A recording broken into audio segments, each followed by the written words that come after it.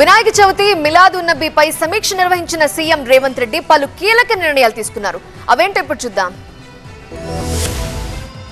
వినాయక చవితి సమీపిస్తున్న నేపథ్యంలో సచివాలయంలో కీలక సమీక్ష నిర్వహించిన సీఎం రేవంత్ రెడ్డి మంత్రులు, ఉన్నతాధికారులు, గణేష్ ఉత్సవ కమిటీ సభ్యులతో కలిసి వినాయక చవితి ఏర్పాట్లు, శాంతి భద్రతలపై ప్రధానంగా చర్చలు జరిపారు. అలాగే మిలాదున్ నబీ వేడుకలపై కూడా అధికారులతో మాట్లాడిన సీఎం ఈసారి హైదరాబాద్ లో గణేష్ ఉత్సవాలు అత్యంత వైభవంగా నిర్వహించాలని నిర్ణయించారు. మండపాల వద్ద ఏర్పాట్లతో పాటు ప్రజల కోసం తీసుకుంటున్న చర్యలపై కూడా దృష్టి పెట్టాలని అధికారులకు ఆదేశించారు. గతంలో రంజాన్, మొహర్రం, బోనాలు విజయవంతంగా జరుపుకున్నామని ఇప్పుడు 11 రోజుల పాటు జరిగే గణేష్ ఉత్సవాలు కూడా అంతే ఘనంగా జరుపుకోవాలని సూచించారు. అలాగే శాంతి భద్రతలపై కూడా ప్రత్యేక దృష్టి పెట్టాలని, అల్లర్లకు దారితీసేలా చర్యలుంటే వెంటనే కఠిన చర్యలు తీసుకోవాలన్నారు. ఉత్సవాలు జరిగే 11 రోజుల పాటు జీహెచ్ఎంసీ, పోలీస్, విద్యుత్, ఫైర్, రవాణా శాఖతో పాటు మెట్రో విభాగాలు కూడా సమన్వయం చేసుకోవాలని సూచించారు. అలాగే మిలాదున్ నబీ వేడుకలపై కూడా ఆరాధించిన సీఎం రేవంత్ రెడ్డి పండుగను ప్రశాంత వాతావరణంలో జరుపుకునేలా చూడాల్సిన బాధ్యత ప్రభుత్వంపై ఉందన్నారు. సమీక్షలో పాల్గొన్న మంత్రి పొన్నం ప్రభాకర్ సైతం వినాయక చవితి వేడుకలపై అధికారులకు పలు సూచనలు చేశారు. నిమజ్జనం సమయంలో క్రేన్లకు ఇబ్బందులు రాకుండా చూసుకోవాలని అధికారులను ఆదేశించిన మంత్రి నిమజ్జనం సమయంలో ఎలాంటి అవాంఛనీయ ఘటనలు చోటు చేసుకోకుండా జాగ్రత్తలు తీసుకోవాలని సూచించారు. ఈసారి మరింత